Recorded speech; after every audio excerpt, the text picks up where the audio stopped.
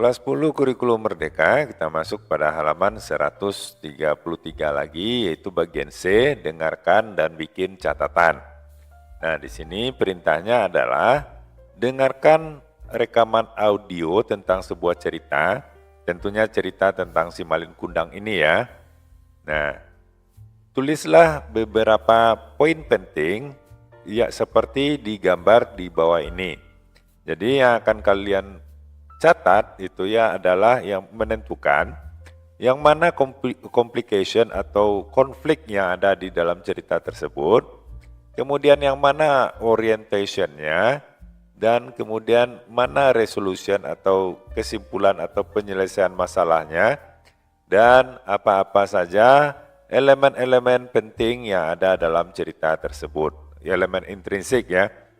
Nah, itulah yang disebut dengan bagaimana cerita itu disusun. Jadi susunan cerita, ada complication, ada orientation, dan ada resolution, serta ada elemen intrinsik. Nah, mari kita dengarkan bersama-sama audio Malin Kundang kembali. Dan bagi kalian yang ingin tahu artinya, silakan kalian periksa video yang sebelum ini di halaman 132 ya. Terjemahan dari cerita Malin Kundang tersebut sudah dibuat. Mari kita dengarkan bersama-sama. Once upon a time in the west coast of Sumatra Island, lived a poor widow with her son named Malin Kundang. When he was walking around the seashores while singing I Am Den Lapa, Malin Kundang was approached by an agent and was asked to join Liga Dangdut Nasional. Malin Kundang then said goodbye to her poor mother to go to Jakarta and join the contest with the hope to become the winner.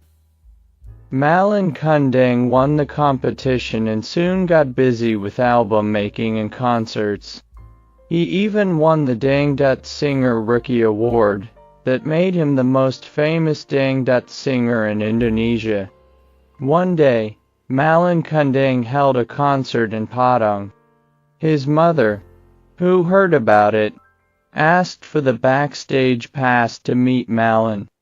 Somehow, Malin did not want to admit that she is his mother, no matter how broken her heart was. The mother forgave Malin Kundang and wished for his successful career. Nah, itu dia ceritanya. Nah, tugas kita sekarang ini adalah yang mana orientation. Orientation pertama ini ya. Nah, jadi orientation itu adalah yang ini ya.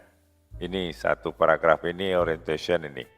Kemudian complication-nya yang mana atau konfliknya yang mana. Nah, ini sudah saya catat. Nah, ini dia. Di paragraf ini ya. Ini adalah complication-nya. Nah, ini dia. Ya. Kemudian yang mana resolution atau jalan kesimpulan. Nah, ini kesimpulannya. Nah, ini dia kesimpulan.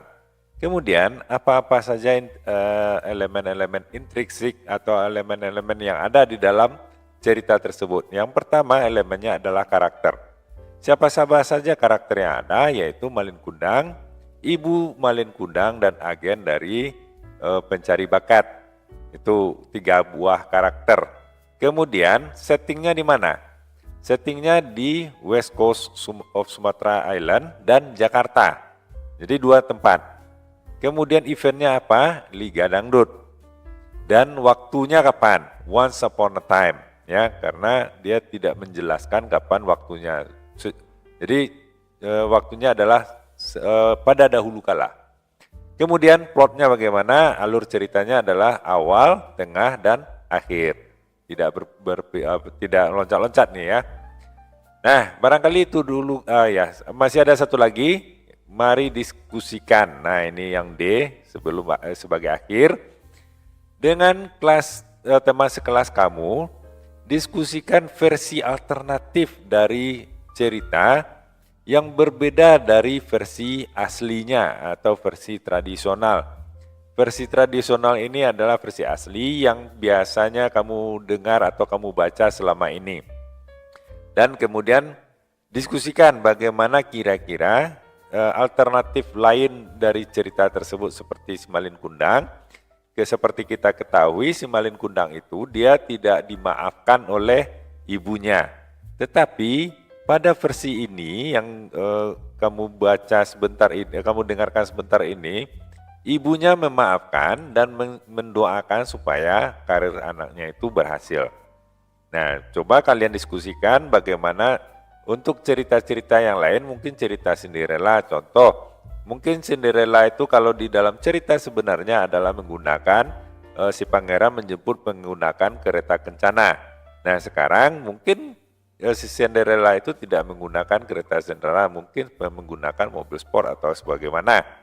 Nah, mungkin tidak sepatu kaca yang dia tertinggal atau gimana, tapi mungkin sepatu yang bermerek Gucci misalnya atau bagaimana.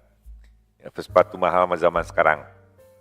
Nah, barangkali itu dulu untuk kali ini, karena sebelum kita masuk pada task 2 pada video berikutnya. Mudah-mudahan bermanfaat, jangan lupa subscribe dan like videonya. Sampai jumpa.